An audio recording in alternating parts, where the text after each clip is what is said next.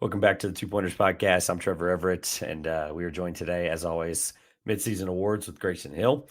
We're recording this during the thing formerly known as the All-Star Game, and so that just shows you in the grand scheme of where NBA fans think about the All-Star Game. So, but yeah, this is what people care about. Midseason Awards, as always, does pretty well, and like I've said before, I appreciate your thought process through everything. So we didn't get a chance to do this in the Luca pod because chaos. So talk about, obviously at Grayson_Hill on the screen, 1009 pod, all that stuff's linked in the description, but just reintroduce yourself and then we'll jump into this because this is always really fun.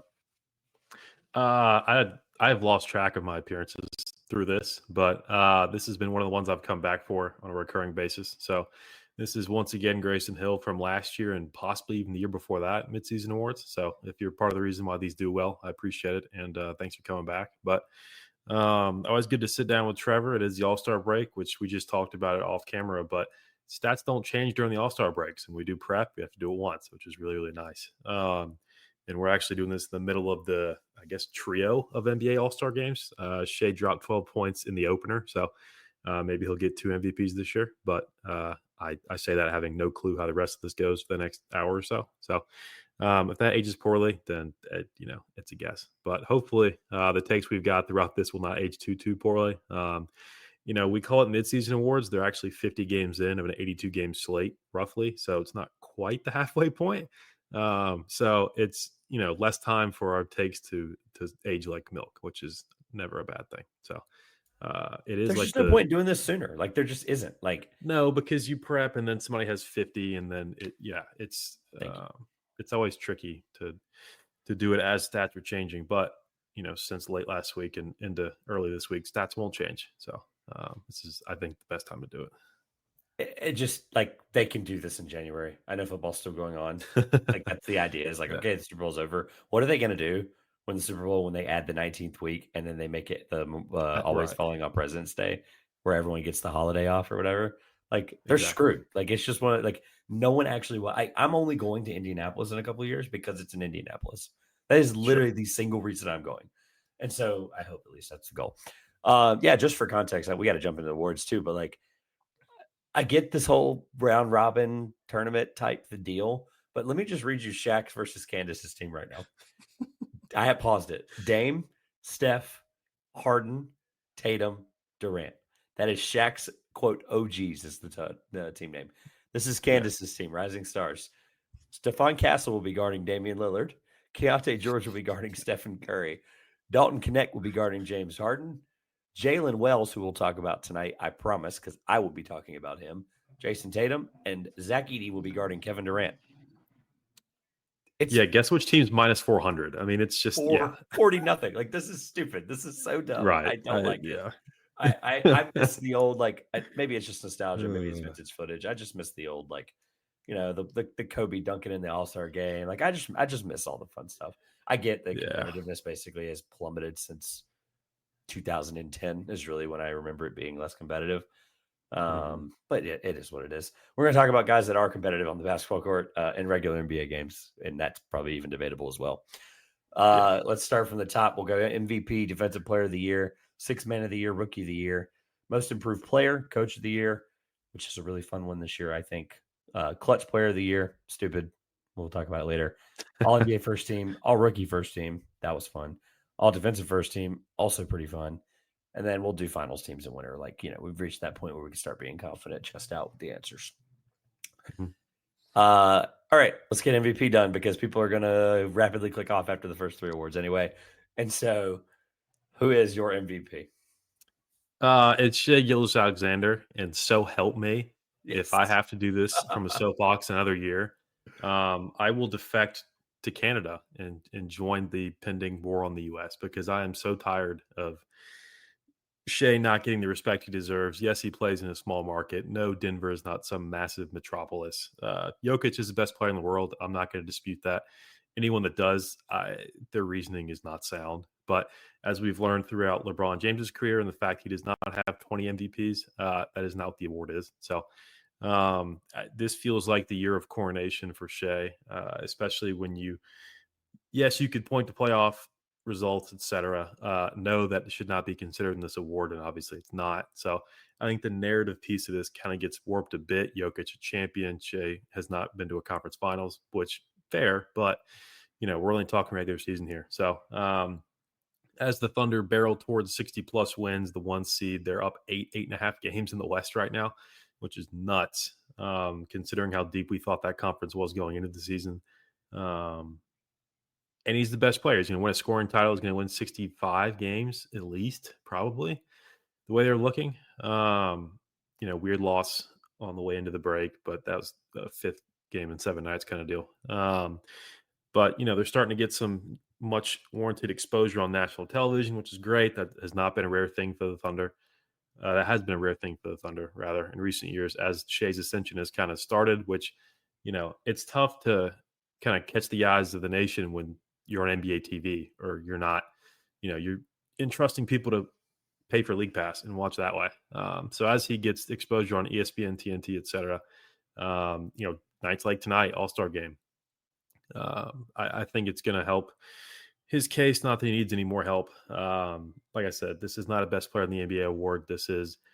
He is the best player by far on, in my opinion, if you look on the standings, the best team by far. Yeah, they split with Cleveland. That's kind of splitting hairs a bit.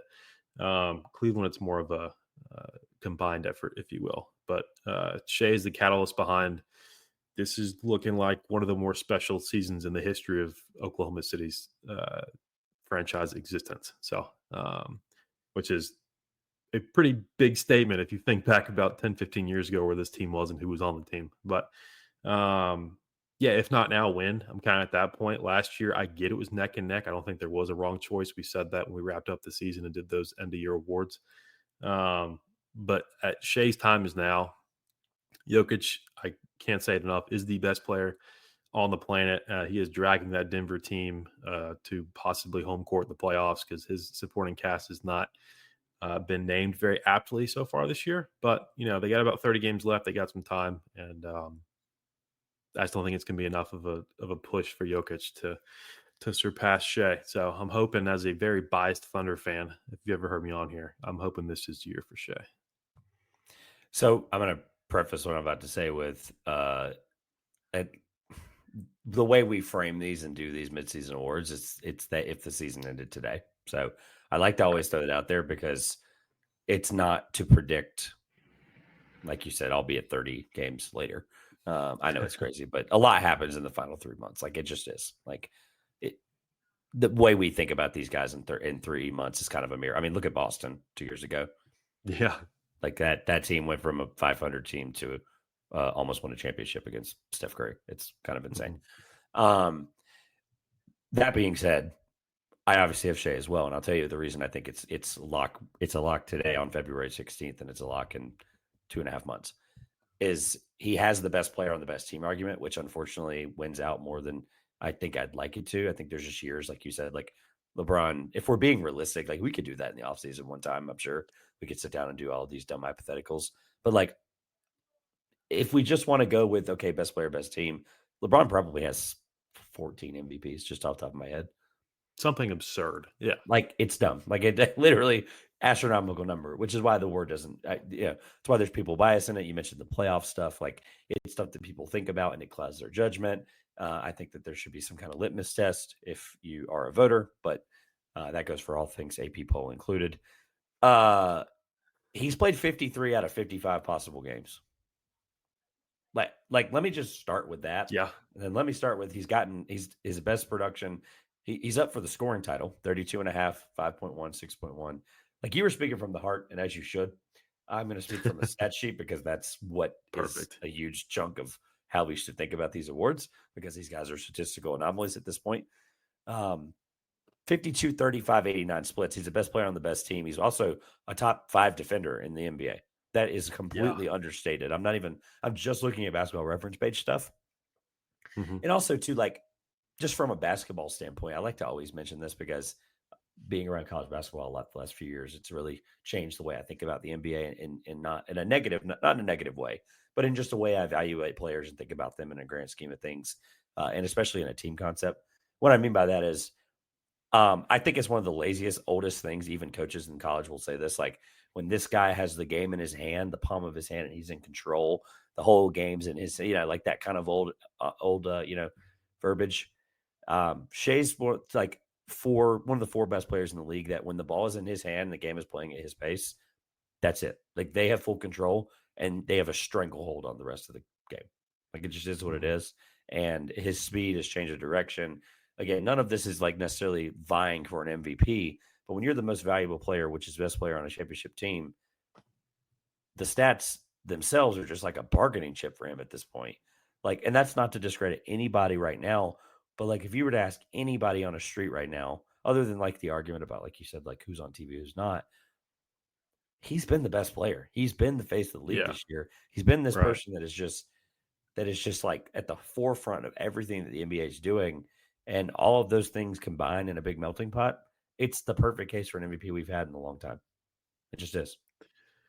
Yeah, I was a little surprised. I try to do prep, then pull up odds on these awards, just kind of gauge where I'm at relative to There are the some rumor I mill, literally etc. did not. Yeah. I literally I, pulled them up to start, and I was like, okay, who yeah. does Vegas really think is the most improved player? Because I Right. have no idea. Right. Yeah. There's a few you But just I have was to. Like, very surprised to see the lead in Las Vegas that Shea has in this award. I think it's a little closer than those might it's seem because substantial. yeah, it's a lot. I mean, that's just my respect for Jokic, honestly, as a player. But I mean, Shea, the scoring stuff, he could very well win the scoring title. He was due for like 31, 32 a night last season. Now he's popping off 40, 50 a night in condensed stretches, which build hype, which unfortunately you need to win the award. Stats aren't enough, records not enough. We learned that with him just last year.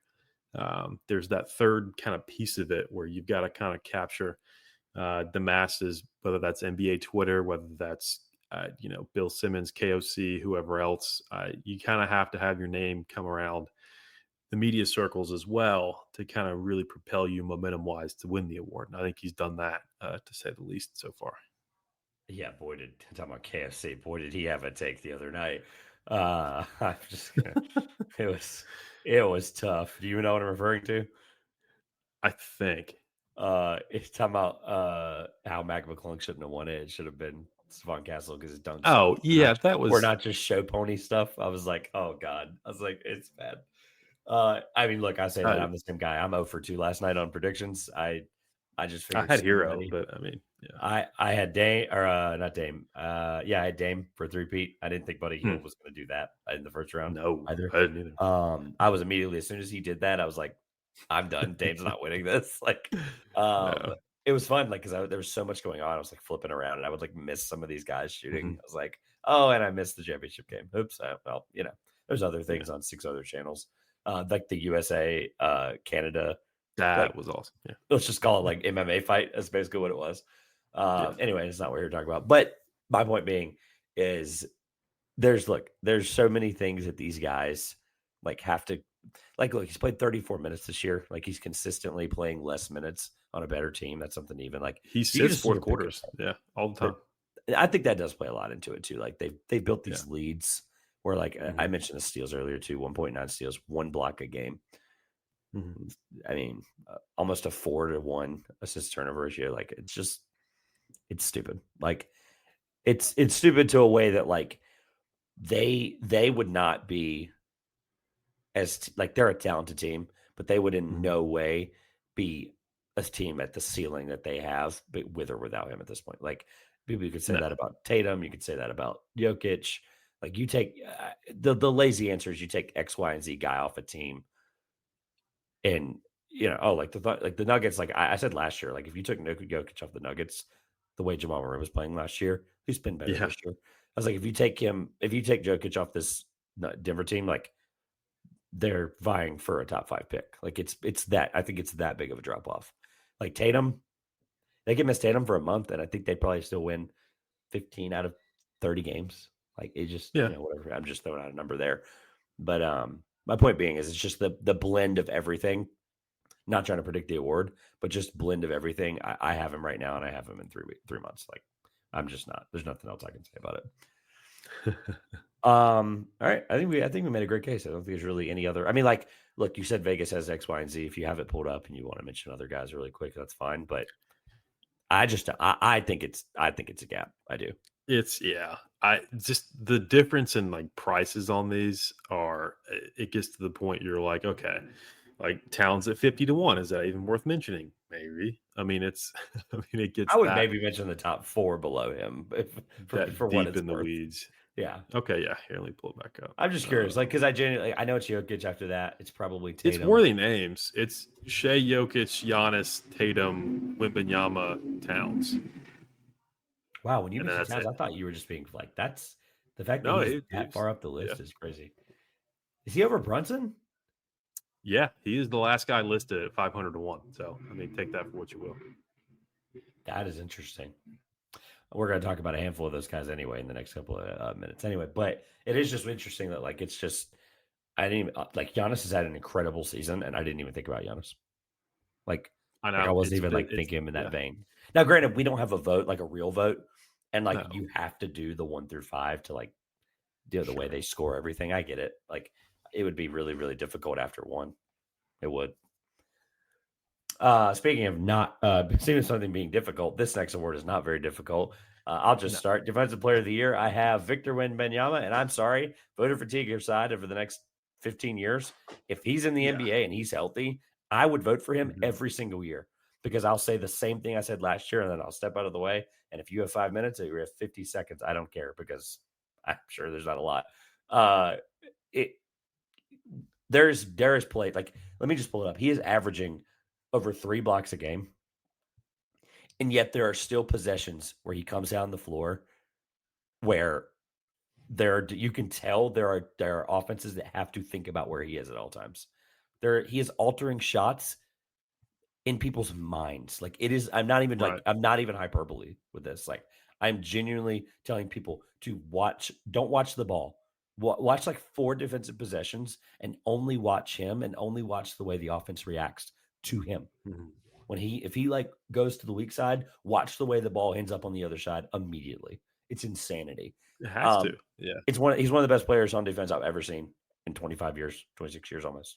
Like, I've just never seen anything like it. Somebody that can affect shots that well, and in so many areas. Like, he legitimately could stand in the restricted area, and a guy near the free throw line has to be worried about if he's going to block the shot or not. It's legitimately stupid stuff. And so I have Victor. I will have Victor until he walks off the stage and they put a jacket around his neck.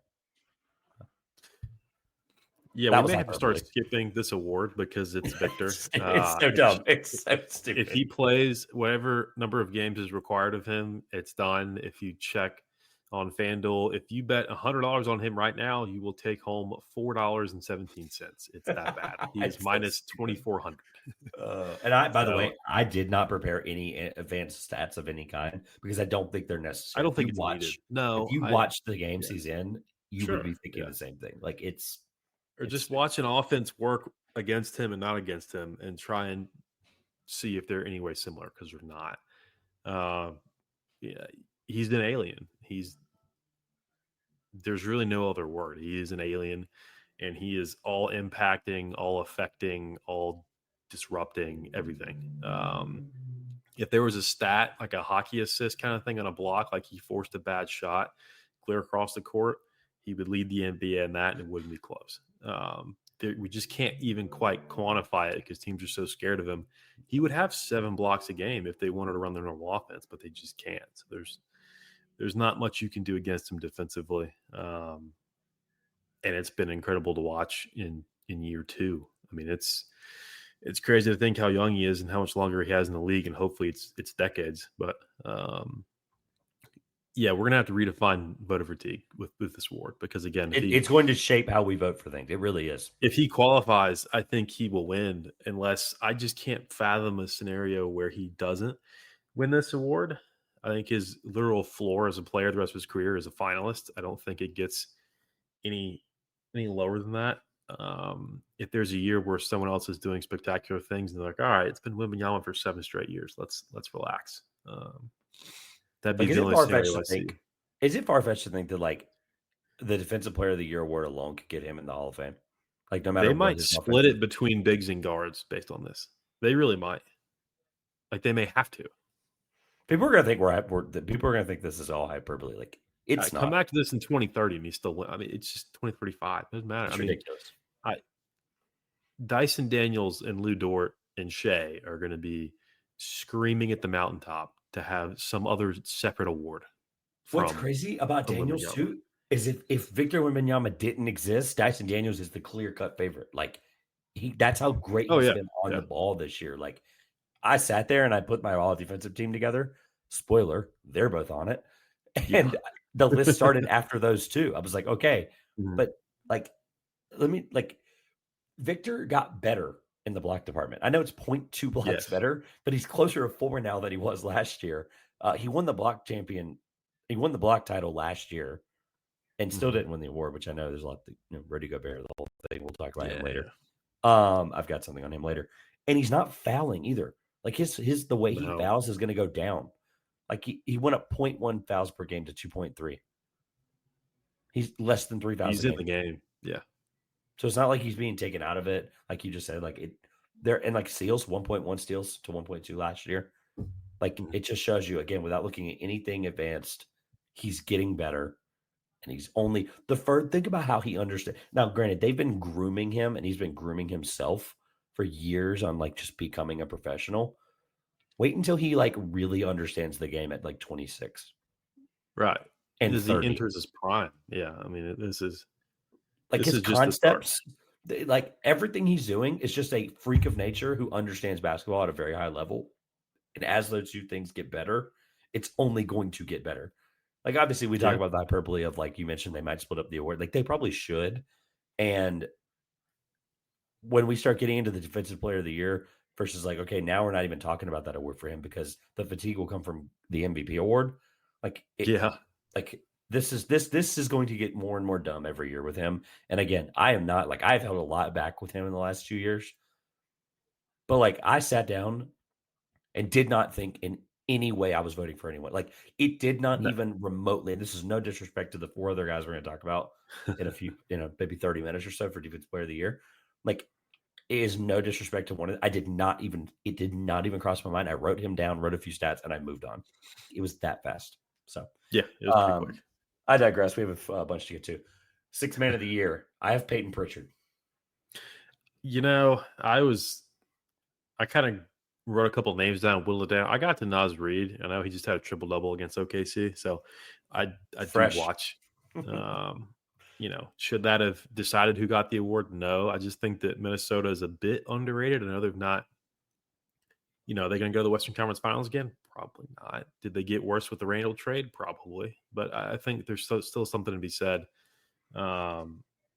About this team and how good they could be. And I think if Ant just flips that switch, that you never want to rely on a switch to be flipped, but that team could go places. And Nas Reed, one of the best contracts in the NBA for what he brings to the table and what he's paid to do. Pritchard, I thought about he'll be if we did finalists like a true ballot, he would have been on there. Probably been He's him, podium for sure on that.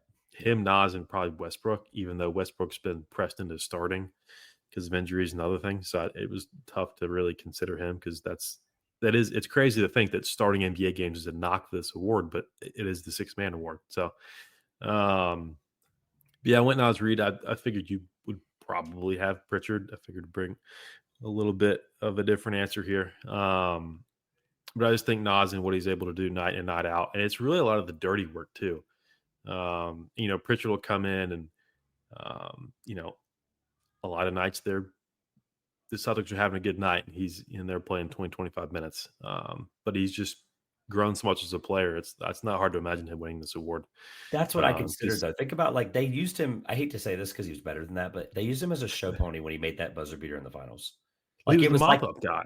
Yeah. right, and like Yeah. he's a real impactful player now. Like that's Sure. No, not that he wasn't that, but like he's steadily increased over year. Where I know that this is Mhm. not most improved player, but like Mhm.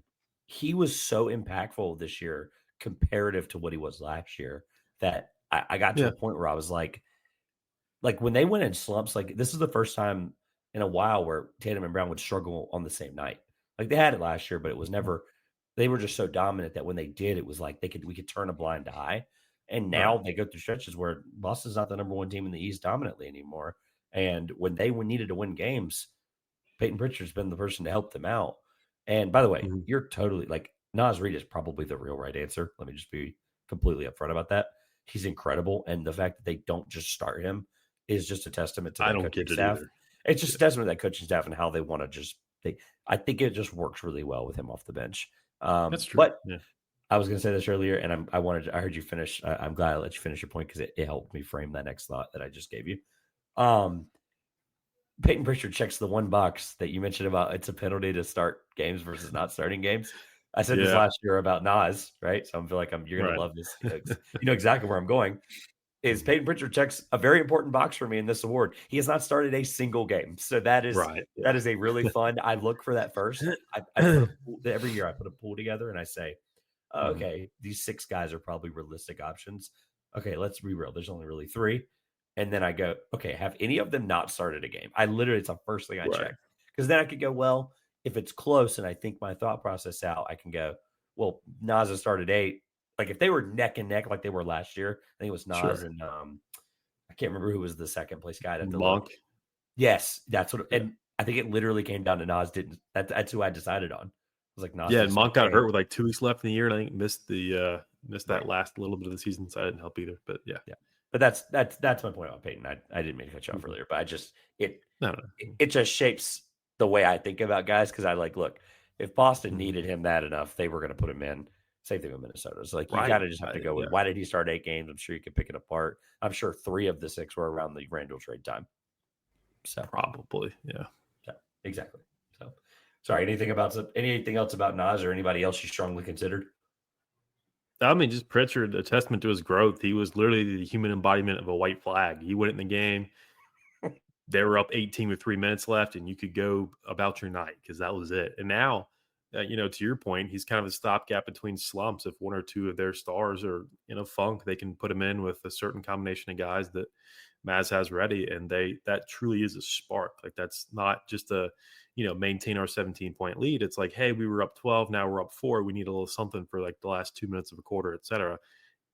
And they can depend on that as an actual like needle mover in the positive direction. So, um, which is great to see because he excelled at his role at with minimal leverage, and now as his skill has increased, the trust from the organization to put him in bigger spots has been rewarded with better play. So he may not be eligible for this award for his whole career, but I think he's right in the thick of contention for it right now. Yeah, he went up in shot attempts, like almost Mm-hmm. 4 of them, and his effective field goal percentage went up from 58.3 to 61.9. Yeah, he's been great. Great role, increased role, more efficient. That's Mm-hmm. all things that I considered. So, Right. yeah, the homework for folks. Go watch his stuff at Oregon. It was some of the most exciting college basketball Yeah. I've watched in 15 years. It was stupid, and it was so much fun to watch. All right, that was good. I think we're pacing pretty well. Rookie of the year before the Mm-hmm. 30-minute mark. I think we've never Yeah. done that. I think that's awesome though, because it kind of gets gross after the rookie of the year. It just kind of gets Yeah. like, okay, I had to really think about these, but none of it really cares. All right, Yeah. I have. Who do you have? I've said the last 2. I was.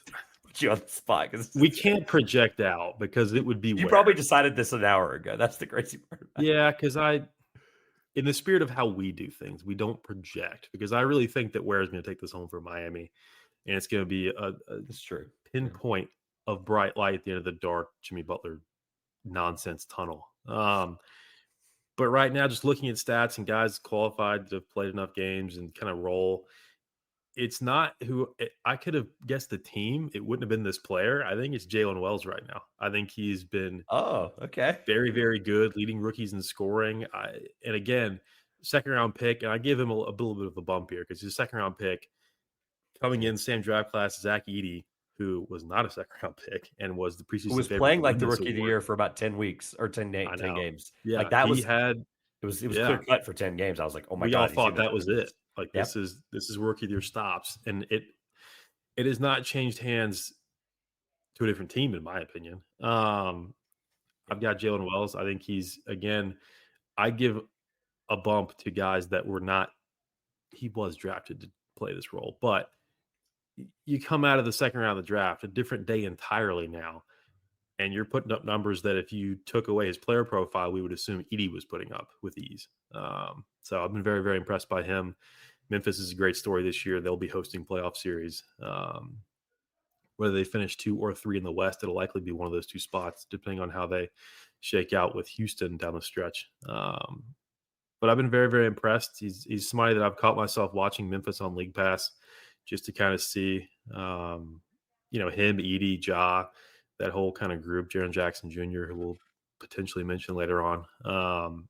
It's been a very underrated story, and it's good. It's almost good to not hear anything about Memphis because we heard so much that wasn't basketball related. It's very nice to just flip a game on. They're taking it seriously. They're playing well, and I think that'll continue for Memphis. His case is they're doing it with guys like him. They're doing it with guys like Gigi Yeah, Jackson. They're doing it with right. these young guys Mhm. that last year I know they had some health problems last year that compounded Oh, the jaw tons. problems. And so Yeah. these guys didn't get the Ah, opportunity last year. And so that was kind of the problem. mhm. I don't have Wells. I think he's been really good. I like you mentioned projecting. I think he probably is playing himself. Like if he keeps this pace up, he's winning it, like no question, because he's doing Sure. what Jerry Yeah. McCain was doing for the first three and a I half know, weeks, and I 4 hate weeks. Like that. that was Yeah. he was really like it was that was Yeah. again the same, like it was gonna be really close. It was gonna be a handful of guys, like and now it's just Mhm. kind of like I hated picking the award because it's no discredit to any of these guys. It's just I wrote down a note here like this class has been actually really interesting because there's so many guys that I think will end up being really successful, but they'll be really Mhm. successful in like Peyton Pritchard type roles. That's what's been Sure. so fun is like, which by the way, Mhm. can't talk about young guys. Team Candace only lost 35-42 just now, with full of young guys. The That's point guard on respectable. that team, it Yeah. is, it's insane. They were actually winning at one point, like pretty close here before Oh, they got wow. into the 30s. Yeah. To that being said, I have Stephon Castle, who was Yeah. incredible, the dunk contest. Mhm. None of this, I did this Friday and Sunday, so call it what you Mhm. want, clouding a judgment, don't care. Um, Yeah. he's just he I hate to use the same analogy after I just crapped on it in the MVP segment, but like he's learning from Chris Paul at a really rapid rate. Like you can tell Yes.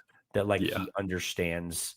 He always was really slow and methodical and thought things through at UConn. I think that's just a credit to love him or hate him, Dan Hurley. Yeah. I'm treading I think it carefully is. with my thoughts on him because just it just is what it is. Um, Yeah. but he knows how to coach guys and he knows how to get guys in the NBA recently. He just does. It's fact. Mhm. And Stephon was never having to be the guy on the side that like Tristan Newton was there and they had Jordan Hawkins. They had all these guys like and I'm probably getting the 2 years mixed up because they had so many good guys the last couple of years, but you get my point. Donovan Clingan was obviously incredible. Like I just start naming guys. It is what it Sure. is. But the point being is Stephon was almost like a secondary playmaker on that team. And we now know that he's a primary playmaker and continue to get better and better. And I think his defense is not even remotely close to what it can be in the next couple of years. He was always going Mhm. to be this guy that you knew would be excellent, but be excellent because he was helping other people be excellent. And I think that extreme example here playing with Victor Wembanyama got it. But he's just been so smooth and just so I like guys that understand immediately that they're not in control of everything, but they know what they're doing. And honestly, in a year like this, where he's still averaging 12.9 a game, 3.5 assists, semi efficient, 42, 28, 73. I get it. It's not going to be perfect, but he's playing 25 minutes a game. Um, Wells has been playing about 24 ish, similar shooting Mhm. splits. Um, like again, we're just picking straws. And so I went with the guy that has just been really excellent in his role. And I just emphasize the role part of that more of Wells is like they've really needed him some nights. Yeah. Like it's kind of reached. I get they're second in the West. Like that's just a fact. Mhm. And he's played a huge part in that. So I think I'd just be discrediting him if I didn't give him a few moments there. But just I liked enough of Castle's two-way ability that if it's this close, I'm going to give it to a guy that at least I expected to come in and be good, and he's been a little bit better than I actually thought he'd be. So that kind of played into it more than it probably should have. But that was my logic. I wasn't happy. My second note on I had bullet points, and my second note verbatim was Jalen Wells deserves a shot as well. So that's how close it was. Yeah. Mm. Most improved player. Who do you have? This is just this one always. This is the one I told you earlier. Yeah. I just pull up the odds and I go, all right, let me rewatch some of these guys. That's where I start. My guy, I'm glad I did this before I looked at odds, and I always try and stay honest with that. My guy's not listed on the odds on FanDuel. It's dumb. They never are. Like it. Yeah. I'll triple check this, but he's not. It's Trey Murphy. I was shocked to not see him. It's a good one. I get why Cade is the Vegas favorite. He's been excellent. The guy was the number one overall pick. I give a little more credit to a guy in Trey Murphy who's gone. I mean, just scoring 14 to 22. That leap is just so rare, and it's so impressive when it happens. Cade has been excellent, but I'd argue this is what we expected from Cade the whole time. Detroit's an amazing story. They're a very good team. They're above 500. This was a team that everyone watched to see if they would win a game within like a 45-day span against Boston last year. Ended up losing in OT. I think it was the most watched NBA regular season game all year, because they're like, if you end a 26 or 27 game losing streak against, the eventual champion, like how random would that be? But yeah, I think Cade has been excellent, but I'm going to take Trey Murphy. I don't understand how he's not even. I literally could not go to FanDuel and take him to win this award right now. He's been starting, like, I have a very large amount of my social media feed is NBA, and he's been on there a lot more, which is encouraging because he's played so well, and he's kind of emerged as a legitimate star alongside Zion when he's playing and Brandon Ingram until a week ago. So I think he could step up and fill that, perceived void of star power with the Ingram deal. And I think that him and Zion as a duo, if they're both healthy, and in Zion's case, taking his health and his performance seriously, I think there's something there in New Orleans. And if they can stay patient enough and just kind of trust the Murphy development, the Zion return to health, part whatever he's on right now, I think there's really something there. And Murphy has been super impressive for me this year. And I get that most improved isn't always the most apt definition for the award, because it's a guy that was supposed to be good and now he's good. It's not like the NFL where you have to get hurt to win it or anything like that. It's a very ambiguous award. It's very random what the perceived kind of qualifications are year in, year out. It's very inconsistent, which is entertaining, but we also have to pick it. So it's kind of infuriating. But for me, it is Trey Murphy. And if you have not seen much of him this year, please go on YouTube, pull up highlights, do something, or get League Pass, go to League Pass. The more you watch of him, trust me, the more you appreciate what he's done this year. Great two-way ability as well. That's something that just has always shined with him. And the athleticism, of course, is really good. Yeah, Coach Parra is going to appreciate that one. Shout out Coach Parra. Spending some time with him at Rice. I'm going to tread lightly on the NFL comment, because you mentioned you have to get hurt. And Joe Flacco won it over a guy that literally almost died on an NFL field. So just going to let sleeping dogs rest. The crazy part is, like, when I'm done what I'm about to say, we absolutely need to at least read off. There's a lot of guys this year that actually deserve this. Like, that was the the odds are tight. I'll say that. There's not even that. Like, it's the amount of people that are even remotely like I didn't blink at, being like, oh yeah, if he won it, I'd be okay.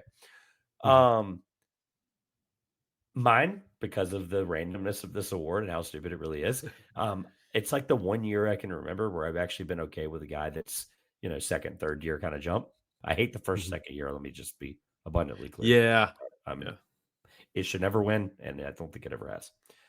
There's actually a really great article. I'll link it if I can remember, that talked about Cade and one other guy who's the clear-cut favorite that I don't have. And he went the writer went back 15 years and basically told you each guy and who was similar to who won it that year. It was incredible. It was actually really, really good. I'll try to find it.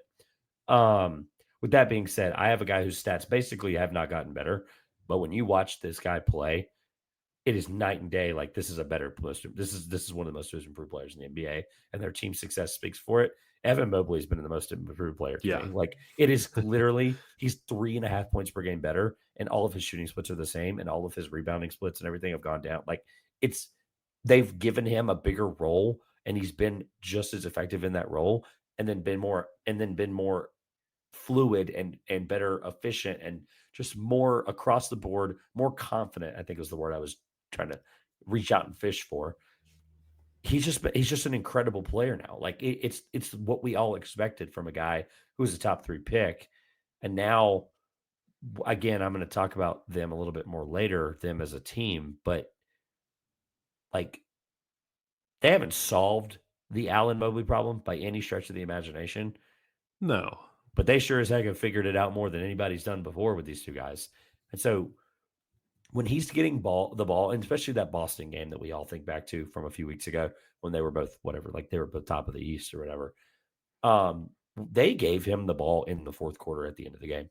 Like, they were putting the ball in his hands. This is a team that has Donovan Mitchell, by the way, who that game wasn't. I think he was like 3 of 16 at one point or something stupid like that. Off, yeah.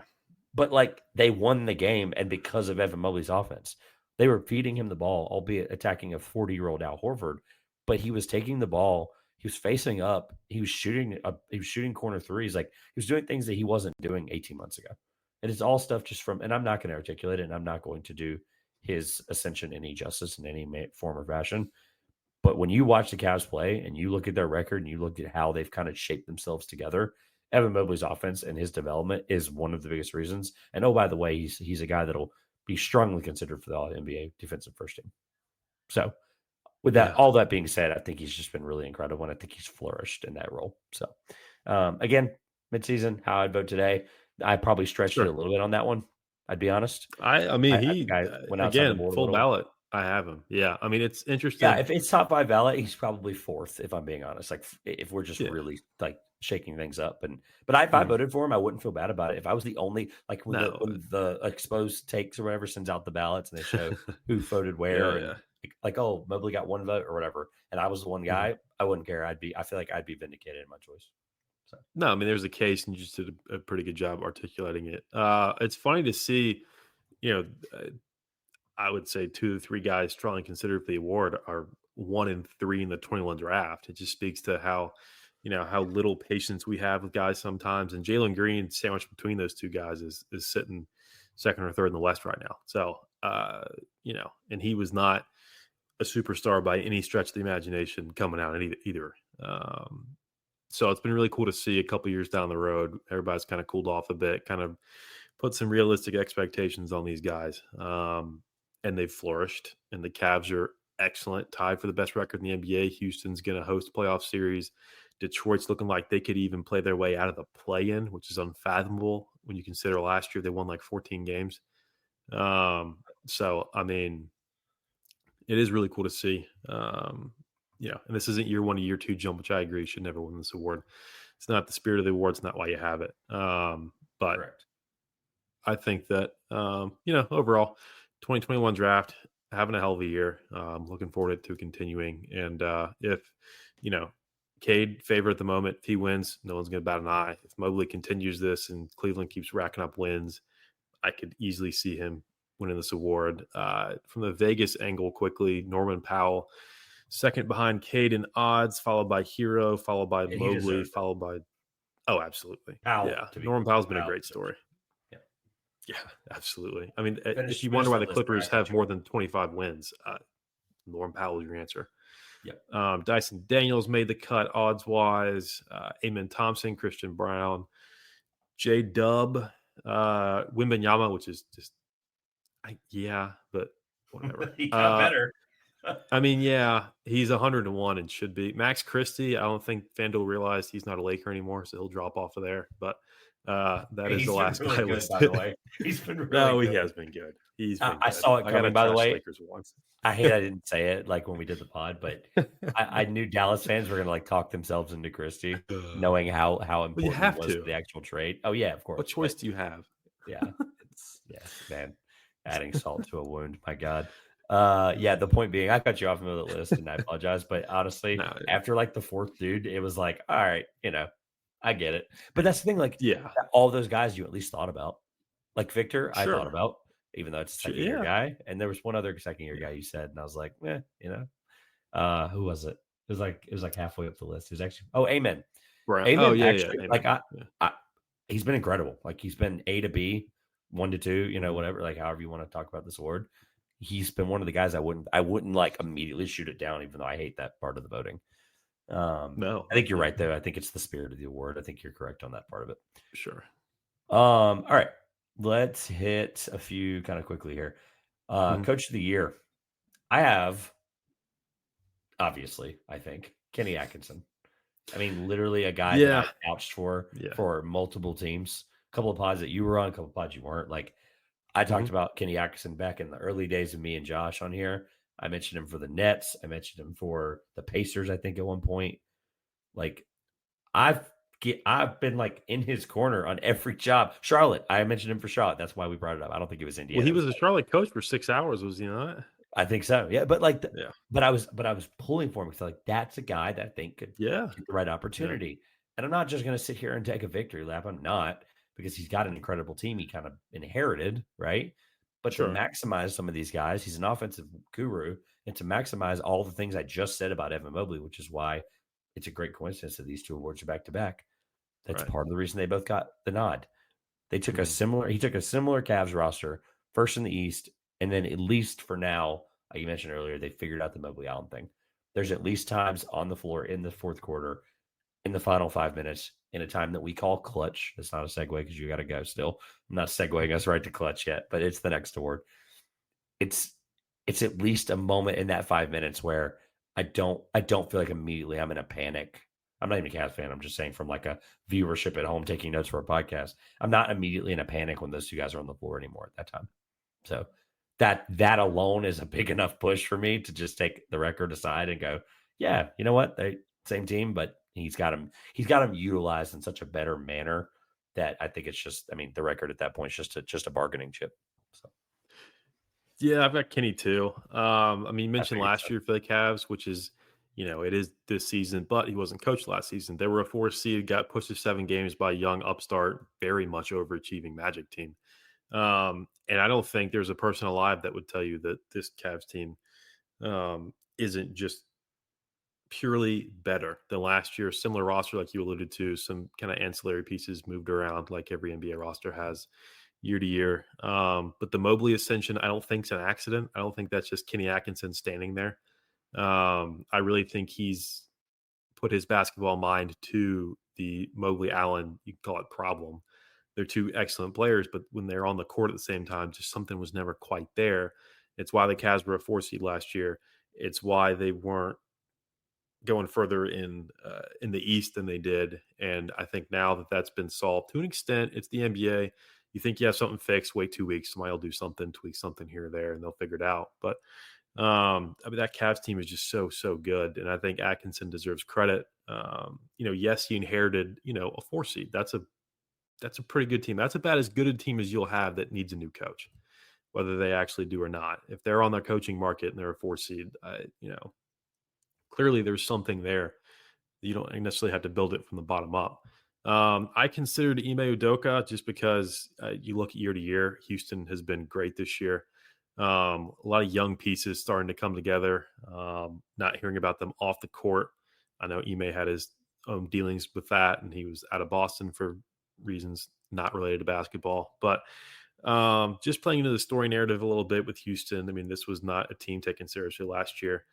Um, and they started very well this year. I mean, Houston and Golden State were both great to start the year. Golden State has, fallen by the wayside, and they thought they were going to fix that with Jimmy Butler, but we'll see. And I think Houston has impressed me because I mean, I always give OKC a tough night here and there whenever they match up. Just one of those teams, can't really describe it. It's Houston, it's Dallas, it's Golden State, the Thunder. If they're playing those teams, I don't care what Vegas says, who's playing, where it is. It's going to be worth watching, and it's probably not going to be a good night for the Thunder. But yeah, I think Ime is a great coach. I think he's got a very good chance in Houston to kind of build back up his basketball resume to not overshadow or make us forget about what landed him in Houston. But I think that he can definitely show that He is a very capable coach in the NBA, and Houston's been dying for it for almost 10 years now. So, but I think the right answer is Kenny Atkinson. They're 44-10. I mean, there's uh, Mark Daigneault. I'm a Thunder guy. He won it last year. He got all the flowers he deserves. We thought the Thunder would be here, maybe not 44-10 also, but coming off the 1 seed last year for OKC, I don't have any problem with the kind of passing the torch to the next coach that overachieved, just like Mark did last year. So I think Kenny Atkinson is maybe not the only answer, but I think he's the right answer. So I'm good to be in tandem with you there. I think the description of Ime and how well they've done is really great, and I think that was a great bow at the very end. So I'm good. I have nothing to add. Clutch player of the year. Who do you have? I have so many names here, and they're all scratched out but one. And I went back and forth, and I finally just went and I hate to simplify it down to record, but I put Darius Garland. They're 16-6 in these clutch situations. His splits are very, very good. 84% of the free throw line. I think he's a bit better than that when you zoom out to obviously the whole game. But Cleveland's been great late. They only have 10 losses on the year. You're going to get some close calls. And 6 of their 10 losses have been in clutch situations. So, if you're going to beat them, you're going to have to earn it. So, and a little bit of it was like some teams you just kind of know off the top of your head are going to have a better record than most in the situations anyway. Yeah. I looked at Trey, I looked at Brunson, I looked at Cade, I looked at so many different names, and I finally just had to simplify it down to who is, in my eyes, the driving force behind why a team is so good in that situation. And I landed on Cleveland with the overall record, the 16-6 clutch record, like I said. And then I'm going to give Garland not all the credit because we've kind of hit on it a bit here so far. There's a lot of guys kind of coming together. It's not like a one guy like a Jokic or a one guy like a Shea most nights. I think it's a combined effort, but the most integral of those in my eyes is Garland. So that's where I landed on this award. I'll be short and sweet. I don't think you can vote for. First of all, this is a stupid award at midseason because we need the full season's worth of data. It just is what it is. Sure. Houston has the 4 highest players in wins in the clutch. Oh, I saw. Yeah. 19 for Jalen Green and 18 for Şengün, Thompson, and Dillon. I am fully aware that if they're on the same team and they're on the floor in that time frame when they win the game, that they are included in the win stat. I totally get that. So they've won a lot of games in the clutch is the point. And that lineup specifically has done it. Mm-hmm. I went with Jalen Brunson, and I went with it in a hesitant manner. 19-12, so they're at least winning games. They're also losing games as well. Like, I'm totally aware that Garland is the better case. Now, you kind of told on yourself, too, which was kind of crazy because, again, this is – I'd say told on yourself from a standpoint of we just don't have enough data. You mentioned 6 of the Tabs 10 losses are in the clutch. But it's like, well, yeah, if you're in the game, like I get, like I can see both sides of the argument, so I could care less what people say about it. Like, it just is what it is. He's 5.3 points per game in the clutch. He's super efficient. I just left it at that. I don't feel great about it, and I don't think we should even do this award next year. So, I mean, it could change in 5 games, literally. In an NBA week, we could have some tear from somebody, and these. I mean, you think about these records we're spitting out, 16-6. I mean, that's a fraction of the season. So a lot of things guys may be late. Just, like, run away with it for what it's worth. Yeah, that really that and the 6th man, or excuse me, most improved. Really, I know a lot goes into that stuff, but it's just weird. Trey's there, Jalen's there, Tatum is there, Maxi's there. That's shocking given their record, but. Garland there, Fox, DeRozan, former teammates. That makes 2 guys that were in strong contention for the award last year as well. And I think I made the case for DeRozan last year. Fox won it, did he not? Pretty sure he did. I think it was a King. Yeah. All right. So this is not why you're here. So let's do 30 seconds on Executive of the Year. I have Sam Presti. He made the Hartenstein move and he made the Caruso move. I know it wasn't a 5-pick superstar trade to get somebody that takes you over the edge, but like those 2 guys can potentially get you to the finals and actually help you win the finals. So having the cojones to even make those deals and get them as low as value as he did, I don't think there's any other contender. But I mean, Rob Pelinka, because but hindsight's 2020. We don't know what's going to happen. I'm just being realistic. Now, was it Was it the heist of the century that wasn't in a movie? Of course it Yes. was. The Of next course Oceans movie might be about this trade. it really should be. But no, I had Presti too because Caruso, you know, is that going to Uh, lead first take segment? What Alex Caruso brings to the Thunder? No, it didn't lead it um, when they made the trade. Like, it it just didn't. but And it at the should. time, I was very conflicted about the trade because obviously that we're still the youngest team in the NBA with that move, but we got a bit older, but more experienced. He's excellent on defense. Hartenstein, I believe, was the largest free agent contract ever, excluding Paul George potentially. I can never quite remember that math for Paul George, but Oh, a for the huge Thunder, you swing in mean? it. For Thunder, yeah, Yeah, yeah, a yeah. I think huge it swing still in a is. small market. Was excellent in the Knicks last year. Was identified as one of the top guys kind of on the market. And as Yeah. soon as the Thunder rumor started, I was like, I've been down this road 10 times. I'm not going to believe it until I see pen to paper. And it happened. I was ecstatic. And he's been hurt here and there. Him and Chet, I think, have shared the floor like 3 or 4 times here in the first half plus of the season, which is discouraging on its face. But then I look up and I'm like, they're 44-10. I think it's going to be all right. He's been So incredible when he's on the floor. it's been awesome. So I think that does make Presti the answer. You're the 1 seed. Last year, you're the 1 seed. This year, you somehow have turned them into more of a monster. And he set himself up for a great improvement in season because I mean deadline for OKC very quiet. Last year, we brought in Gordon Hayward, who got on a podium after the year and talked his way out of the NBA. So only up from there for Presti for the Thunder. One of the better off seasons player acquisition wise, I think ever for the Thunder. Again, this is not a free agent destination. There's no, LeBron rumors to Oklahoma City. James Harden's not playing Oklahoma City again. Like when those guys hit the market, the Thunder are never even in line for a pitch, and that's just kind of a geographic thing. It's a new team on the block thing, whatever you want to call it. So to take swings like that, already having a team capable of coming out of the West in the regular season, I thought was very bold from Presti, but he's made very measured but very bold moves in the past. And are we going to trade 8 firsts for Cooper Flag? Probably not. But I mean, we got the picks to do it. I don't think we should do that. But It didn't disrupt anything either. It made you better, and I think that was yeah, a it was huge part. seamless almost.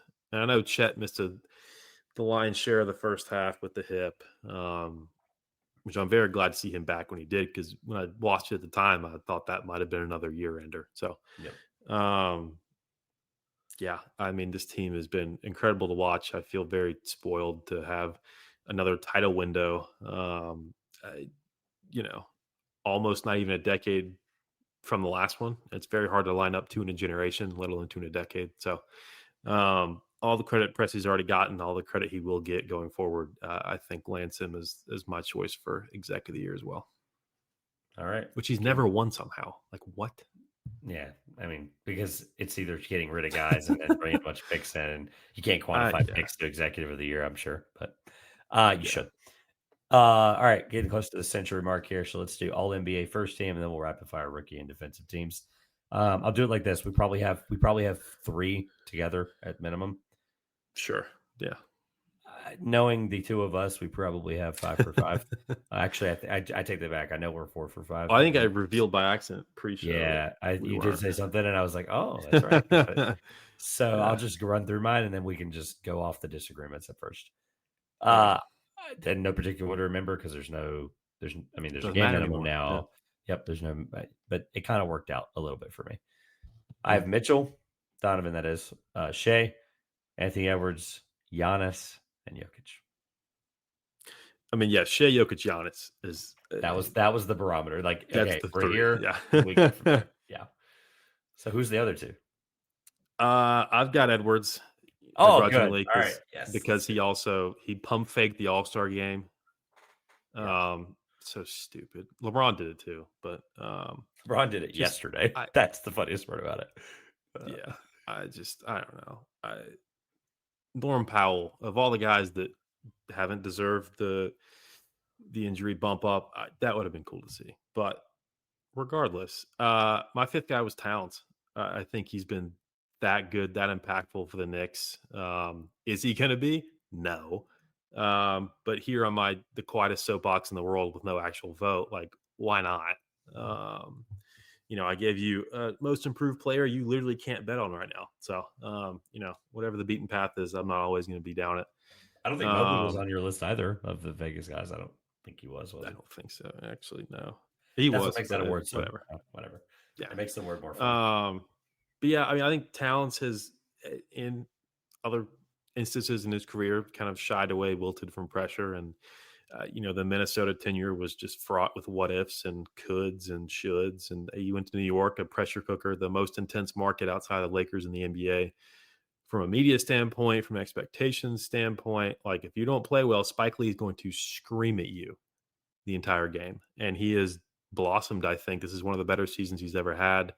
The Knicks are a contender in the East. I don't think their record quite shows just how good they are. There's just that many moving pieces. We almost forget Mikal Bridges is a Knick just because of how big of a story that this cat trade was. Um, a lot of conflicting emotions with Randall exiting New York and heading to Minnesota. I think the Knicks won the trade. I think they've been better since the trade.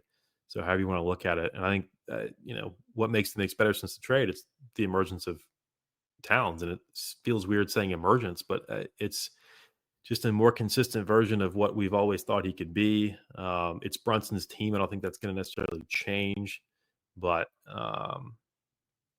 yeah, Towns for me to this point was someone I felt deserved the nod for first team.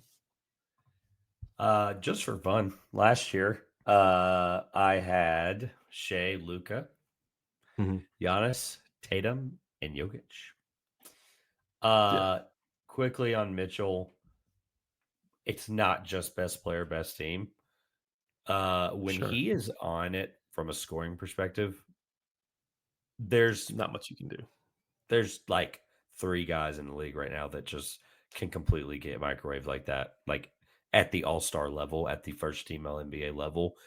I agree that he probably won't finish there, but like right now, it's just kind of crazy because some of these awards, it got to a point where like in some of these awards, I had a hard time with five guys. It was kind of Mhm. weird. It was like, okay, Yeah, maybe it's injuries, maybe it's just the way I view things this year, or guys having down years like Tatum. Like Tatum would have already been the first team guy over Mitchell, no questions yeah, asked. It just would have been. But yeah. he's having it, but to his standards, he's having a down year. And honestly, it Sure. makes it easier. I'm watching the Shaq's up 8-0 in this little target score BS thing that we're doing now. And like it makes it easier to look up and go, yeah, I have that guy. I have that guy Mhm. who's playing really hard, and I have that guy. Yeah. And yeah, nope, I think I'm fine with my five. Mhm. So, quickly on Edwards, there might not be a more exciting guy of unpredictability.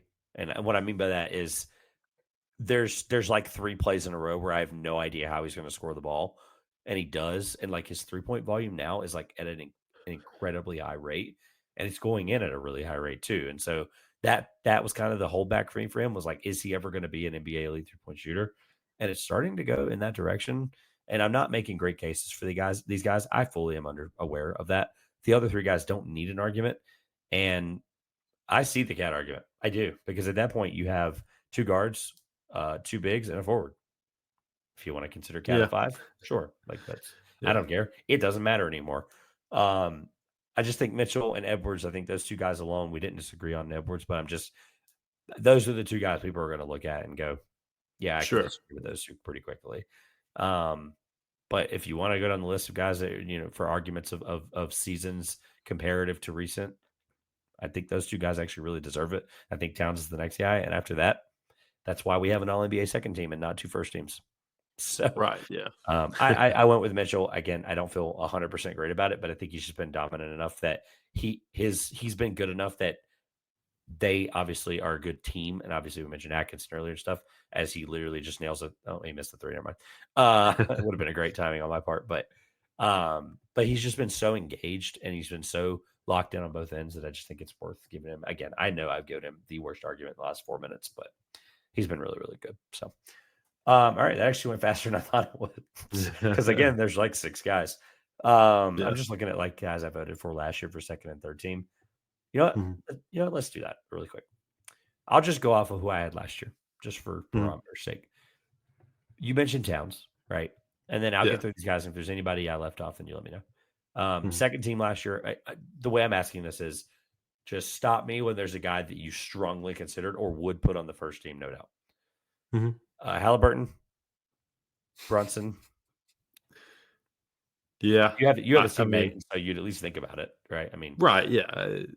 I don't think if you put either Nick there at this point, Brunson maybe a couple. He's more having a down year arise. relative to last year, which is kind of that's stupid, the thing. It's the Tatum argument against it is that Brunson has been so good, Tatum has been so good that when they're 95% of themselves, it's noticeable only because of how good 100% of them is. So I think that's fair. So I honestly think that we're at 0 guys so far because of Towns. I would give it to Towns in that argument. LeBron for first team right now.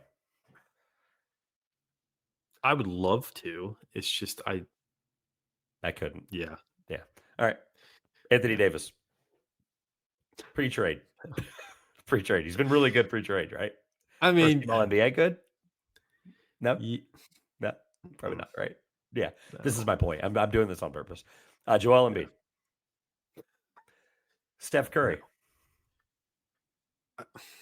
That's a tree falls in the forest kind of thing. I mean, if Steph has 45 and they lose, does anybody care? I mean, that's a great way to put that. Who Draymond hits in the face is more of a story than Steph hitting 10 threes these days. It's sad. It shouldn't be that way, but it shouldn't. It shouldn't. He should ride off into the sunset gracefully. Lillard.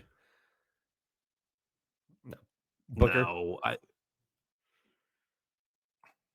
that Suns team is just so weird, collectively disappointing. I just can't. Durant. I mean, he's been playing. He's played well. He's played well in these All-Star games tonight too. Actually, I'm not being right because he knows he only has to play about 20 minutes. That whole Phoenix ordeal experiment, whatever you want to call it. We will not be referring to Durant as the Sun when we do this next year. I can tell you that. In doses, yes, but I think if we're going to zoom out to the entirety of the first half, I would struggle a bit more than I would think. Here's a poetic segue. The last guy I had last year was Anthony Edwards. So I think we made the right choice with our 6. Let's just call it the 6 for now. All right, let's rapid fire this. All rookie first team. I have Stephon Castle. I'm just going to go right through this. Jared McCain. Yep. I literally did not look at games played. Could not care less. He's been incredible. He's been the third best rookie. Jared McCain, Jalen Wells, Carlton Carrington or Bub Carrington, and then Yves Misty. Don't have the first 2 picks on the board. Yeah, and I think that one of the 2 will be a finalist just by nature of neither of those teams. Well, Atlanta may. The Wizards, you can go do whatever you want. I think Carrington is the most deserving Wizard right now. I have him too. McCain, if you restrict me to when he played, I write and pin for a reason. He would be on here. I know. I'm with you on the games played thing. It's hard, especially in a draft class that was so maligned going in. Like, this is the worst draft class since, whatever. When the best player goes out so early after such promising returns that weren't totally expected because where he was drafted. Shocker, Duke guy in the NBA, but still, he wasn't 1, he wasn't 2, he wasn't 10. But I've got Castle, I've got Missy, I put Ware in place of McCain, essentially. I got Carrington, I got Wells. And Ware, I'm prisoner of the moment there. I fully admit it, but he's been so good for. When did I start talking about? Like a month ago, 3 weeks ago? Yeah, you were one of the first. As Spo kind of unleashes him a bit, minutes wise, role wise, as obviously the Butler cloud moves west, I think he'll find more opportunity. And from what I've seen in his limited opportunity, I think he'll do very well. So Butler cloud moves west. That's an all-timer. That's good. That's really good. That's one of your best ones. The list is long, but that's really good. It's simple. It was to the point. It made me laugh, and I moved on. It was good. It was really good. I have to just say it. All right. No, I think Bub's been awesome. Like, I think that's kind of the thing He's that, been very good. Yeah.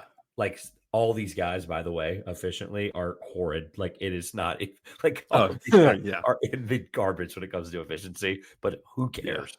They've been so Doesn't good. yeah. I mean, Um, Carrington, I tried to trade for him in our dynasty league for weeks and he's couldn't, good. unfortunately. Well, so like, and that's the argument. People are going to be like, "Well, I can't believe you don't have one of the two top guys." And I'm like, okay, Reece Shea has Why? basically been reduced down a complimentary role player, which I think he's done really well in. Uh, Which, yeah.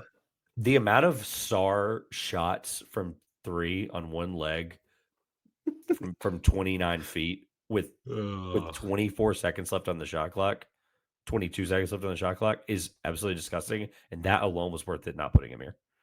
I mean, in his defense, he does watch Jordan Poole play basketball every day, so I don't know that we can totally disparage him Probably for, the best time he can shoot the ball because Jordan's got the ball following the next. leader on that. I mean, Kuzma, I Uh, think, is a quality player. He's no longer there. I was gonna say Um, yeah, yeah, so there's your role model, I guess. yeah. But That's I just the Wizards need some ping pong balls. They need a lot of things. they need time and they need patience, Yeah, and those fans and have that a the lot of both patience of them. part is where no team in the league is capable of. The fans are as But patient as ever. I promise. I follow a lot of DMV folk on Twitter. Shout out to Matt Moderno, but man, those guys have some patience. They watch these games like it's Game 7 of the NBA Finals, and I'm like, you are putting which yourself credit to through. them. Yeah, You're putting yourself through so much mental warfare. It's not even funny. It's so bad. But shout no, out to them because they've got some young guys they've stuck through and they've been really excited about. Like, I know of they love course the other French guy, Koulibaly, still. Like, that's love him. he's I think he's been really he's gonna good. be But he'll be a toolsy, fun wing that if he can continue to be this good defensively, then Mhm. it'll be weird to see where he heads. All right, all defensive first team, finals teams, and winners, and we'll get out of here. All All right. defensive first team. I'll just run through them quickly. I have Daniels, Shea, Yep. Yep. Jalen Williams. That is. I I put Dort, but I was going to put one or the other, and I was just going to go with whoever you didn't have. So yeah, I I put. went Dort. All right. I think the Dortcher chamber needs his due credit. I don't have it written But down, but I'm again, pretty sure Williams' efficiency was better. Like defensive efficiency was like I think it a was. I lot glanced better. at that And too. so Yeah, okay, I was like, all right, whatever. sure. Two of them need to be on here. It's just a matter of At minimum, yeah. If Caruso's not a good enough overall player, or his 2K rating isn't high enough, fine, whatever. But in the role we need him to be, he is excellent. it's not this simple, but I will say if the argument for me earlier for Mobley was we'll just watch how he's been. Dort from an effort, I mean, this is not a disrespect to Williams at all.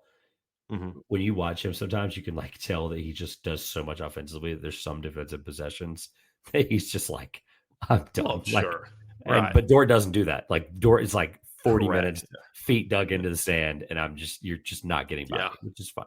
So Mhm. if that's the difference, I went with the guy with the better defensive rating. That's fair. Sue Yeah. me, you know. Uh, I went with Anthony Davis. I don't feel good about it. There's probably a fifth guy you can tell me, and I'm going to say you're right. And then I have the guy we both voted for the next 15 years. I have Victor Munoz. So Yeah. where are we at with Anthony Davis? Who do you have otherwise? Let's go through that. I've got Mobley. Oh God, I'm such an idiot. I was wondering. I was like, did we already say him? Can I not count to 5? Okay, I take this back. Sorry, Anthony Davis. Uh, Yeah, Evan Mobley's been really good. I will say though, yes, Davis before the trade, when he was fully healthy, locked in there for I'm that. with you. Yeah, It was that good. It was second really, really good. qualifier when he was fully healthy, which is Yeah. now more of a fairy tale than anything. Mobley's played like Unfortunately, 53 games. yeah, I Dang, know, and it I didn't think yeah. about it. So I've got Mobley and Wimby in the paint. Shea, Dort, Daniels to round out my not so positionless all defense team. What's crazy is we were talking about how not deep some of these awards and teams were, and this actually might have been one of the deepest ones in a while. You'd be For how surprised. not close to first, for how not close the Yeah, defensive player of the year is. This is a really deep right. one, The one got the individual award is a joke, and this one we could sit here and name 15 guys probably. which is why I feel so bad for these guys because like he's going to win it for There's 15 years, and I'm these telling you, guys are there's just going to going to be some watch sort in of sorrow. they're going to have to split it. Like they're gonna guards watch or in something. pity. Like it's literally gonna be just this. Yeah. Okay, cool. Do my 3 steals a game not mean anything to you? Like Right. Exactly. it's stupid. I wanted to bring up a point about a guy that we neither of us even thought about. It sounds like Rudy Gobert's having the worst defensive season he's had since his rookie year, statistically. Yeah. It's Uh, just I say that because he's yeah. tied or 1 point. So like I'll read the stat fully. 1.5 blocks per game is his second lowest since his rookie season. He had 1.4. So I guess it's his third lowest. I should say that better. Mhm. 1.4 in 22-23, but he still won the last like 4 Defensive Player of the Year awards, right? Been a few. Yeah. So he won in 20. He won in 22-23 just by having his lowest block. That's crazy. I didn't even notice that. Yeah. Still won it because he was that good. And in his rookie year, he had like less than a block a game. So basically, this is his worst season ever, essentially, because he did. Let's just watch 22-23 because he won the award, if I'm correct. He won 3 in a row, so he had to have like 22, 23, 24. It He was had to. it was Jaren Jackson in 2023. That must have been the skip year. He has 4 Yeah. total. He had not. Okay, I'm following now. So Yeah. either Yeah. way, he's having his second, let's just call it, or third worst season, and we're not even considering him for the first team. I have no No, and it point felt just odd bringing to it up. do that, but Yeah, just I got I try he to do won it last year, too. by the way. Like, Yeah, I was sitting here like, surely I can get Gobert in here, and I couldn't. Not over Wemby, certainly, of course not. At least like we've kind of landed on. There's at least 2 guys out of OKC that deserve to be on here. Dyson Daniels certainly deserves to be on here, and then you're already kind of boxing yourself into one spot. And I think Mobley not being recognized as a first team guy would be a disservice to him. So I just simply ran out of room. I just changed, but like, so for the sake of record and the fake, this is recorded and it'll be posted in its authenticity. I just changed Mobley to from Anthony Davis because that Yeah, was yeah. just complete oversight as much as I was hyping him earlier. Mhm. Yeah, I think that's all I have. Let's do finals teams and winners. Um, I'll be short and sweet, so go first. All right. I'm gonna take the Thunder out of the West, and Shocker. I'm just kidding. yeah, I'm a lot of things. I'm not unbiased. The East is tough because you have the proven commodity in Boston. Did it last year, won a title last year. You have the upstart team, not all that dissimilar from Oklahoma City last year. And Cleveland, although Cleveland has much more playoff experience than the Thunder did. I think that would be an all-time Eastern Conference Finals. Boston, Cleveland. Obviously, the LeBron years in Cleveland, this was appointment viewing every year. I'm going to have to go Boston out of the East. I just think until I'm proven otherwise, and I know that they're thanking their lucky stars. Jimmy Butler no longer plays in the East, and we've seen that play out like it has in the past. But that kind of that cursed matchup, the Heat can't really hurt them anymore. So I think with that, um, and I mean, I would have to see somebody beat them 4 out of 7 before I sit here and say that Boston won't even emerge from the East. If a team was going to do it, it would be Cleveland or it would be the Knicks. I know I was higher on the Bucks than you preseason. I kind of see where you were coming from with them But at they're this point. 29 and 24, and they're fifth in the East, which is Right. we're both wrong somehow. I don't. Yeah.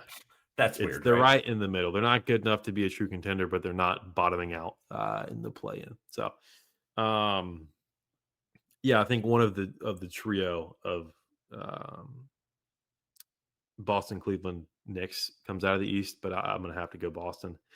Um, and if I pick the Thunder to lose an NBA Finals, don't ever have me back on here. I'm picking the Thunder. I think it would be one of the more impressive series that the Thunder have ever won. They've gotten to one finals as a franchise, and they lost that in 5 games. They learned quickly.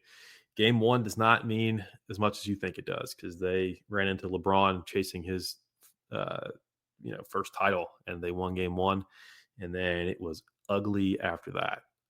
So thankfully, LeBron will not be a obstacle on this title run. I don't care what Shannon Sharp says. We would beat them in 5 games. But I think this is finally the year for Oklahoma City. 2.0 title window. Had the 1 seed last year, didn't win 2 playoff series, and I think this is a year with the kind of deterioration of that upper middle tier of the West. Dallas is obviously in shambles, and that was one of our gotcha teams. The Warriors, uh, they have about 2 more weeks of happy Jimmy Butler, and then he's going to want $65 million a year at the age of whatever he is. So I'm not too worried about them. And I think the Thunder can do it, and I think it's going to be awesome to watch. I hope they at least get to this point. It's not quite finals or bust, but when you're that good, that certainly is the expectation. So, purely as a fan, I think if I was ever going to seriously pick the Thunder to win the title, it would be this year. So I'm going to go with them over Boston. So simple question, because I think your Bucks point was really good. Does it feel like coming to the year we were like the West is stupid, it's 10 deep, it's going to be a bloodbath? Yeah, I Does know. does it feel like it's flipped in any way? Perception of the two conferences, Yeah, I definitely think of the East as deeper. which is crazy because we're only This really Pistons team could shock somebody. It really. they're Um, 6. You're right. They yeah, are. they're going to be on the road. I consider 5-4 an upset in the NBA. I know it's not But much of one, but but my whole point, like I only ask it from this point. Like you mentioned in the East, you mentioned 3 teams. Regardless of your fandom affiliation, you never really got serious about more than 2 teams in the West. And most people aren't. I don't know. I looked and looked and looked, and I was like, A lot okay, has to change. I get LeBron, Luca, like there's a lot there that could change everything for them. of course, yeah, Like you said, Dallas basically got stripped naked after that. Like it just feels, especially with Davis's injury. I only ask that because there's a thing with Basketball Reference called the simple rating system. If you're not aware, it's actually a really great way to value and see when people start bringing up the West versus the East arguments, like we always do, because I think it's just a bored, lazy thing that we do. But that's just kind of fun to talk about. But it's real, and we talked about it before the season. We were like, the East is 2 teams, and oh my god, it was 3. I think technically, I don't think we even considered Cleveland in that category at that point. At that moment, it was basically Boston and New York, and that was kind of it. yeah. And then the West, it was like X, Y, and Z team before, of course, what happened at the trade deadline. The East only has 3 teams that are in basically the positive. I'm not. The Pistons are really quick. Let me read the stats so it makes more sense. The simple rating system is a team rating that takes into account average point differential and strength of schedule. So it's basically the number that you see is 0. 0 is the middle, and points below, right? The East has 3 teams. I'm not counting the Bucks at 0.49 and 0.03 for the Pistons. The East has 3 teams above, let's just call it 3. 4.82 for the Knicks, 8.46 for the Celtics, and 9.68 for the Cavs. The West has 10 teams with a positive margin in total, compared to 5 if we're counting the point whatever that's less than 1%. Right? Yeah. The West has 8 if you don't count the below 1% teams. And somehow I still feel better about the East. I'm just using that as a barometer again. Yeah, everything, but I'm staring at it now, just thinking Memphis. We've seen this from them before as a high seed, didn't work out. Denver, they just don't feel like that's scary at this point. 36-19 too. That's crazy too. Their record wise are right where they want to be. Right. You sign up for that all day at the break. And I just for context, the Thunder is 12.74. they're almost 4 points above the Caps. Barring a disaster, Oklahoma City is going to have home court throughout at least the Western Conference. And I think that gives me more confidence than if we were a 2 or a 3 seed. Houston, great story. I don't know that is going to be a 3 playoff round win team. 4th best team amongst this metric because they've won hard games. Right, and the clutch stuff doesn't surprise me with the guys you listed off. The Clippers are the 6th seed. I think that's kind of my Mendoza line. Norm Powell's great. Would he have 40 against the 1 or a 2 seed? Would they steal a game? Sure. Beyond that, I think that's really the ceiling for the Clippers. They'd force teams to miss some free throws at home. It's just such a different animal in the postseason. And I can tell you firsthand from watching the Thunder bow out a series and a half in last year. So I think it really is almost a completely different sport. Um, but the West just does not have the same look, uh, depth, and intimidation wise that it did in my eyes in October. And that, that could change between now and the playoffs. But I just, there's nobody in this entire list that I don't think the Thunder could go beat with home court. Couldn't beat, right? Right. You mean like they Sorry. could Yes. beat anybody? Now, making sure I understood it. Exactly. Because you're right. Yeah. Of the second team in the West in this step. Like you've literally Yeah. doubled the Grizzlies. It's kind of insane. I only bring it up because it's just a perception thing versus what a stat says Sure. versus what we watch every night. And so I just only bring it up because I thought it was interesting as I was just waiting, letting you get to your point and trying to think through how I was going to answer it.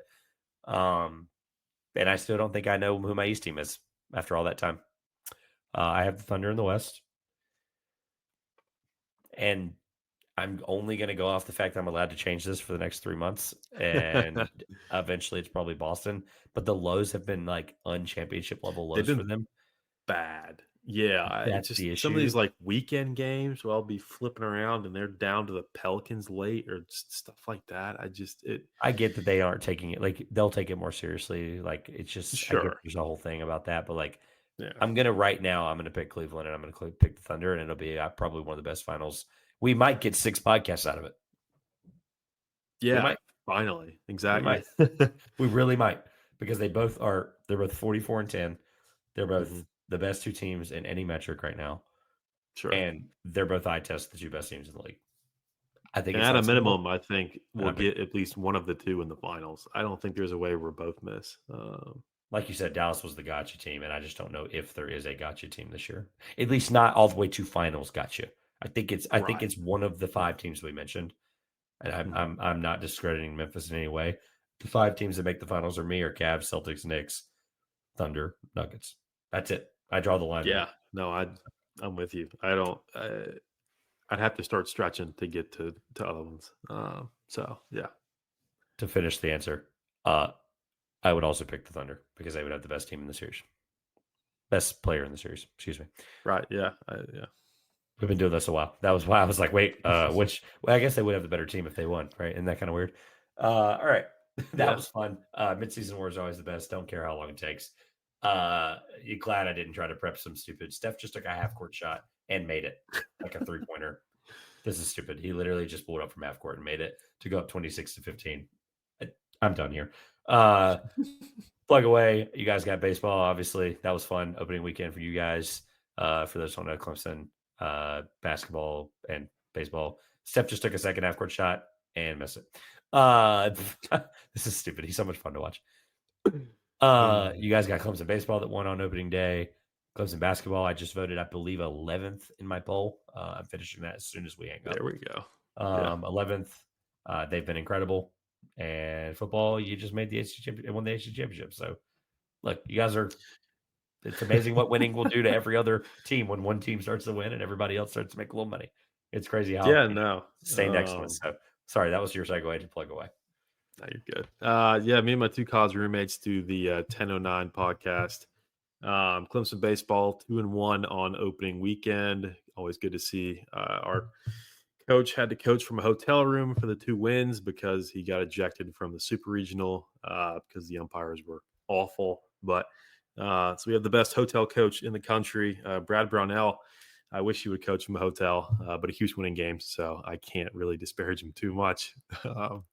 They may not be top 20 come tomorrow, but Trevor knows ball and has us 11, sounds like. So I will be spreading that propaganda, and the real AP poll can just keep sleeping. That's fine. We went to Elite 8 last year. You beat Duke and North Carolina in the same week. I know North Carolina's been bad. Yeah, we murdered Florida State yesterday. So I mean, it's stupid. Those 3 wins alone, I moved them up 4 spots. Like it was enough to be like, got it, cool. What your downside was basically every team in the top 10 for me won, except for 2 teams. So you basically didn't get any other what I would call bump advantage. So look, it is what it is. This isn't a college basketball podcast today, but they've been incredible. I think they're just as good as they were last year. I think Hunter's been All-American, good. I think he's been He's been ACC first team, excellent. all good. If he didn't win that award, I'm gonna riot. It's especially as how down this league has been. Like it's Mm. it's crazy. You guys have been really, really good. It's been really fun to watch. Yeah. Anything else? Yeah, coming up on a year with Bet Openly. So Yeah. as we get into golf major season, NCAA March Madness, which they better not expand. Oh, it's happening. They We don't have time yeah, today, but I'll tell you off air. so dumb. It's gross. If you want to bet TGL, the video game golf stuff is pretty cool. Nice, relaxed environment. Guys just out there talking trash pretty much. A lot of the game's biggest personalities out there just screwing around, which is always nice. Only thing they're missing is a Coors Light. It's kind of crazy. Like Yeah, it's pretty sick actually. I hated it because they were on and it was like cutting off a really big college basketball game one day, and I was right. annoyed, and I was basically annoyed from that moment on. And then I watched it one day a couple of weeks ago, and I was like, "This is kind of awesome." Like if you just It's actually pretty breathe cool. and absorb it, it's kind Yeah. of sick. So anyway, I digress. But yeah, so NBA, NHL approaching postseasons as they get through their midseason breaks. You will not find better odds than Bet Openly. They take 1% hold, not 10. So if you're on FanDuel, DraftKings, offshores, whatever, you're sick of betting 110, 112, 115, 120, 130. Head to Bet Openly, sign up. Takes about 30 minutes to get verified, and you'll be rolling. It's peer to peer. So if you and a buddy disagree on a game, shoot each other a direct link. There's no hold on those. So, throw $20 in, get $20 out from your friend, or hopefully you won't be losing too much money. I took $25 from Bailey in the Super Bowl because he supported their satanic quarterback and the Chiefs. So, was very glad to win that one. That was his first bet on there. So finally got him signed up. But yeah, like I said, been with Gino for about a year now. Kind of navigated through all sports to this point, and I have zero complaints and all the praise in the world. It's great for my own personal use, and I've been trying to tell everybody that'll listen that if you bet on sports, any sports, that is the place to do it. Love it. I love it. I'm glad you got that plug in because you told me about it. You texted me about it. I'm not doing as much of it, but these guys, I just the support of every post ever about them. Like, I'm sure they'll hear this podcast. I'm sure they'll retweet it from 72 different accounts. So, yeah, shout out to those guys. Thank you. This has been really, really fun as always. Got a couple of months here. Keep watching the NBA because the end of season awards are here before you know it. And I'm sure there will be some really dumb thing that we'll talk about in March that just happens. But, unfortunately, there's this tournament. You've probably heard of it. You mentioned earlier, probably expanding it. So that's going to be my focus for a little while. But the NBA is always on. So as the Team Curry, or Team Shaq, whatever it is, they just won. So all right, let's get out of here. On behalf of Grayson, the 1009 podcast, Bet Openly, all the friends and partners of this show. This has been the 2 Pointers podcast. I'm Trevor Everett. If you disagree with us, the comment section is right below us.